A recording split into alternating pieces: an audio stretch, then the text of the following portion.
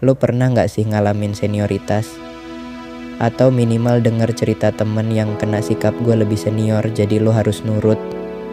Mulai dari ospek, dunia kerja, sampai organisasi, senioritas kayaknya udah mendarah daging di Indonesia. Banyak yang bilang ini budaya dan wajar-wajar aja. Tapi ada juga yang ngerasa senioritas ini sebenarnya cuma alasan buat bikin junior tunduk. Pertanyaannya, apakah ini hal yang perlu dipertahankan? Atau sebenarnya senioritas ini udah harus kita tinggalkan? Di video ini kita bakal bahas kenapa senioritas masih kuat di Indonesia, apa dampaknya dan gimana cara kita bisa berubah. Sebelum kita bahas lebih jauh, kita perlu sepakat dulu soal apa itu senioritas. Secara umum senioritas bisa diartikan sebagai situasi di mana orang yang lebih lama atau lebih tua dalam suatu kelompok merasa punya hak lebih dibanding yang lebih baru. Ini bisa terjadi di banyak tempat, misalnya di sekolah. Ospek sering banget dijadikan ajang perpeloncoan, di mana junior harus patuh tanpa alasan jelas. Di dunia kerja, junior sering dipaksa lembur dengan gaji kecil atau ide-ide mereka dianggap remeh.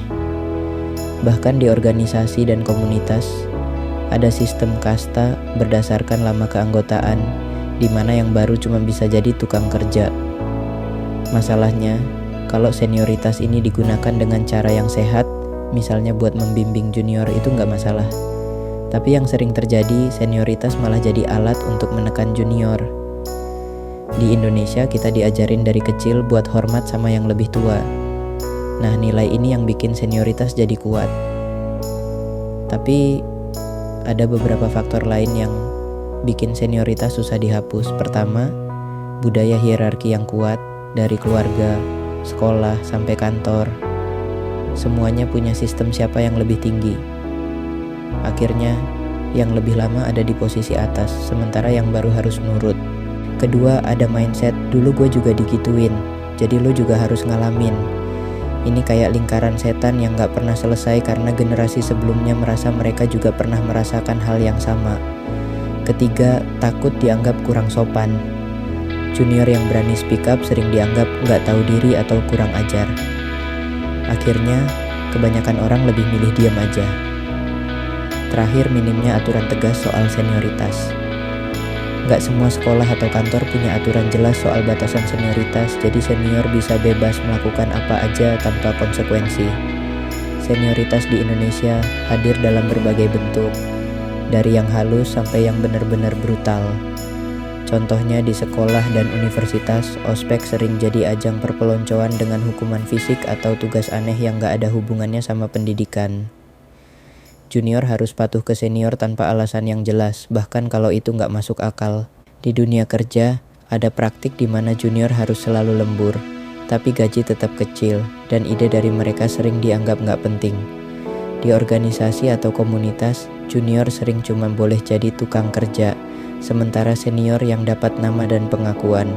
Sistem ini bukan cuma bikin junior gak berkembang, tapi juga menciptakan lingkungan yang gak sehat.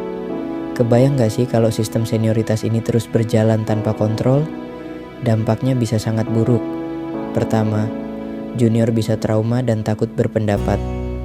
Orang yang sering kena senioritas toksik akhirnya jadi minder, kurang percaya diri, dan takut mengutarakan pendapatnya.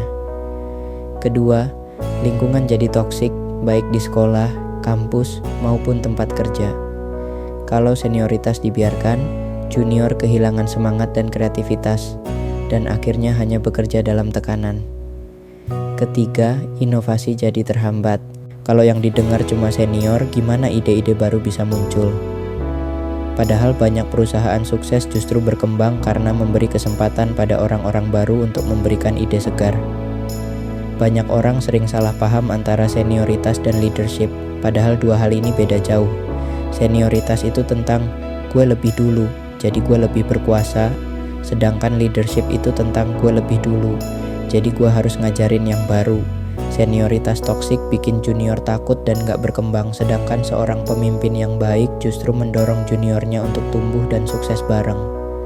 Senior yang baik itu bukan yang bikin junior takut, tapi yang bikin junior berkembang. Jadi, kalau lo udah ada di posisi senior, lo mau jadi yang mana?